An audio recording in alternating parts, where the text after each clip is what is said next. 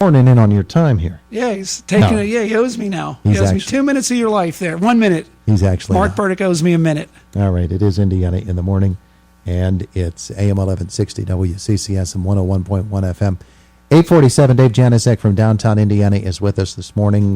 David, a number of topics to talk about, I'm sure, when we talk about downtown Indiana and the business climate and all of the things going on. How's the summer going? It's going good.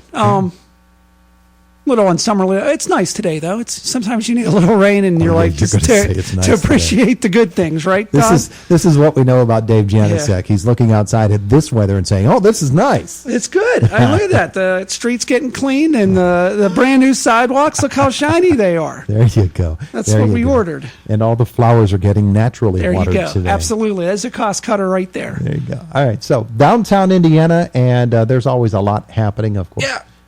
What do you got? There's a plethora, so I'll start from we'll do it chronologically. Obviously, this Tuesday, the 11th, we have our Business Improvement District, or we're calling the IDEA. Our public hearing will be at 6 o'clock. That's open to the public, open to the business owners, retailers, whatnot. It'll be held at the Borough Building down in the council chambers. So this is right before... starting next week starting the 11th will be the 45-day vote period for the bid. So if you haven't seen the bid plan, if you haven't received the bid plan, if you haven't known where to find a bid plan, you may have been living under a rock somewhere in Clymer, because it's been everywhere. We've mailed it, we've hand-delivered it, we've put it on our website, we've sent it out in the Monday memo.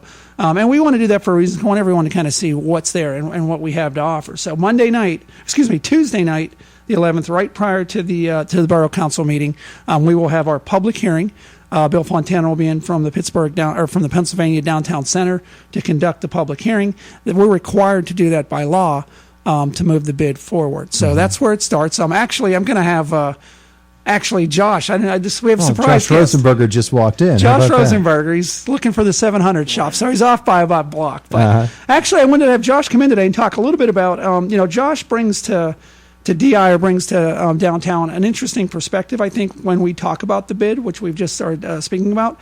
I mean, Josh was a retailer, now a property owner, owns a home in Indiana, or in the county. So it was kind of I'd asked Josh to kind of join us today to talk a little bit about, from his perspective. I know everyone listens to me, and I've been talking about the bid for the last 9 months, and DI's been talking about it. So I thought we'd have Josh come in and talk a little bit about. What the perspective he sees, the benefits with the bid. He's been through the last bid and a little bit about the new bid. Josh, you can pull that microphone up a little bit. Good morning.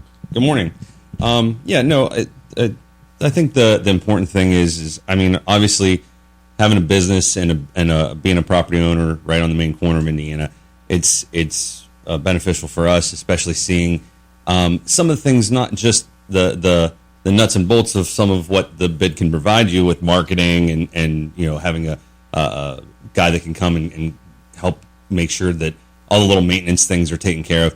But the big picture stuff is really what's important. And, I think Don White and Dave Reed have echoed statements that were, look, we can't go to Harrisburg and get these RCAP grants and these dollars to bring back to Indiana without having a sustainable future, planning and all the different things that DI is able to do through the bid, between that and the big multi-million-dollar streetscape that they just finished here.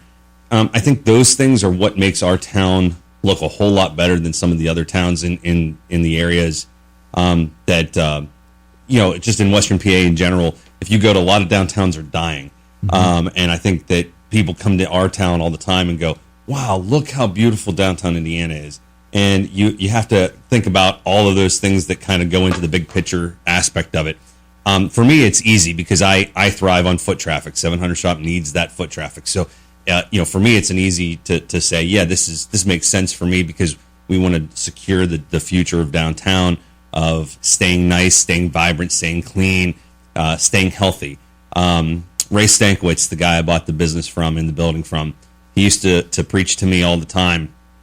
He'd say, the downtown area is the heart of the borough, and the heart of the county is Indiana Borough, and you got to keep take care of the downtown, and the rest of the county will help start to, continue to flourish and things. And I think that's important. You kind of got to look at it big picture. It's easy to go, well, what's that dollar really doing for me exactly? And I think if you look at it that exact way, it's kind of difficult to because not every business is going to benefit equally from it, and that's just the unfortunate part of it. But I think that if you keep big picture aspects of it, it's good for the town and ultimately good for everyone. Now, both of you can comment on this. The first bid package, 5 years. You went through that, the way the bid worked and everything, and you saw what issues there were with it. This is a brand new bid. I think that's one thing that people need to understand, is this is a new bid, which means that it has new aspects to it, incorporating some of what worked in the previous one and adding to it. What are some of the improvements that you think are... very good point. State legislator says that, if that first bid was perfect, all we had to do is get it sanctified again. We knew it wasn't perfect, so we changed a lot of things. I can tell you one thing that we did. We thrive on the feedback, so we've added part of this bid will have a property owners advisory board that will be in place to help guide the bid. So let's say that we're going to raise money, and what are we going to raise the money for? Well, let's find a project that all the business owners feel will help provide a better atmosphere for downtown. They'd have a say in that. That'll be new. We'll start to do quarterly meetings of members of downtown Indiana. That wasn't part of the old bid. The assessments will be different. Where we did a linear foot, we'll do property value this time. So that there's a lot of different changes. One of the big things, like I said, is that feedback that we want to make sure that I might also add that in that advisory board, one member of that advisory board will have a place on the DI board. Mm-hmm. So it really goes beyond just the lip service, but put somebody actually, in those monthly meetings where decisions are made.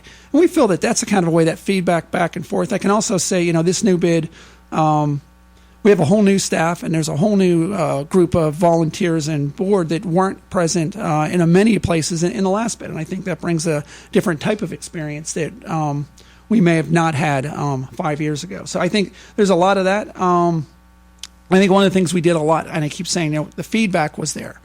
I think we had more public meetings than you could. I knew we had more public meetings than we were required to, and we did that for a reason. We wanted to know if it's not working, tell us what's not working. We're going to fix it. And I just wanted to kind of reiterate to Josh's point. When you look at the big picture, I often get asked, everybody wants to know what's in it for me. And that's, I think, just human nature. I had... in a Monday memo a little while ago, we talked about what's in it for a landowner, or for a landlord. That doesn't help me. Or someone says I'm not walking traffic, but we just got done. I was just talking out in the lobby. When that idea of being the heart of the downtown, or the downtown being the heart of the borough. When the downtown looks nice, it increases the value. It increases the value of homes. It increases the value of, maybe it's not walking, but when we brought in almost 1,000 parents to come in from the university for orientation, they may not have been looking for something that was a walk-in traffic, but they now know it exists. Mm-hmm. When you can walk a clean street and you're not kicking trash out of the way, that helps everyone. That helps the funeral homes. That helps the landlords. That helps the rent. It's a big picture kind of view that you have to take, and I think Josh is right on it. He's been here a lot longer than I have. So I think he speaks from a lot more experience of that sort of thing. What are some of the things that you know are going to be improvements this time around to this particular package? I think the biggest thing is that we're going to have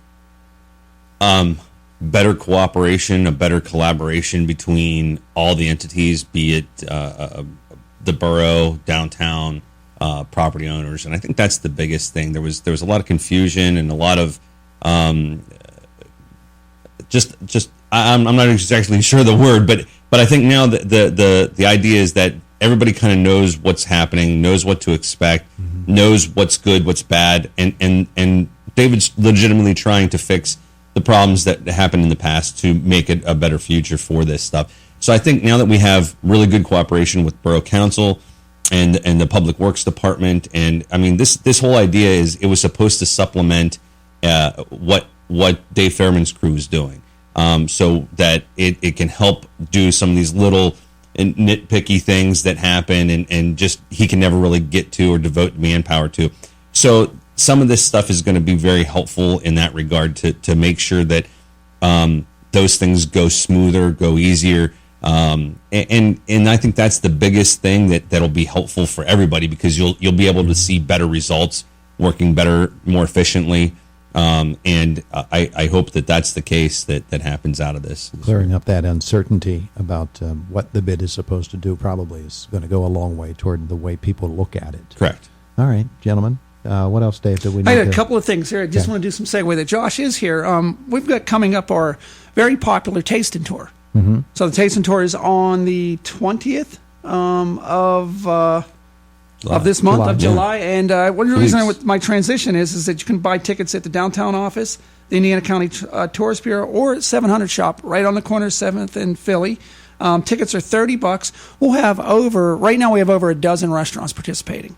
And for that $30, I mean, you get like 30 pounds of food. I mean, these guys, I've been to a lot of sampling events. We have people that go through our taste. Oh, also this year we have live music in the Indiana Regional Medical Center Park, before and after. Fabulous prizes. One of the big prizes is with that $30 ticket, you get a chance to win dinners. Dinners for the entire year. So that's 12 different places you can go in downtown Indiana. It's funny because you go to a lot of these, like I was saying, these sampling events, and people say, boy, I never got enough. When we get to the end of our sampling event, we have people that hand in their little punch card, and some of them are 2/3 of the way full. They can't fit another bite. I mean, they want to take stuff home, or they're like... That's the biggest thing people say is you got to pace yourself. Don't gorge yourself on the first two places, and you'll never get through it. Yeah. But for $30, you can't go out and get a better meal really for an exposure. And it's nice too if you've ever, I don't know if you've ever done it or not, but a lot of people go, I never have been into X restaurant, and or I always go to this place, but I always get the same thing, and this gave me a chance to sample other stuff, without having, so I'm the same way. I go to a restaurant, I get the same thing at different places. Yeah. So here's a good point. We've got a lot of variety. Have you ever eaten at the Elks? Right. A lot of people may not have ever eaten at the Elks. They have a great kitchen, have a great menu. They're going to be part of Taste and Tour. Funky Brunch. A lot of people talk about Funky Brunch, and I hear a lot, man, I've been meaning to go in that place. They're going to be part of it, along with our regulars, Coney, Porsche's, RGB, Artist Hand, Insomnia Cookies, Pita Pit, Fox's, Funky Brunch, Romeo's Pizza.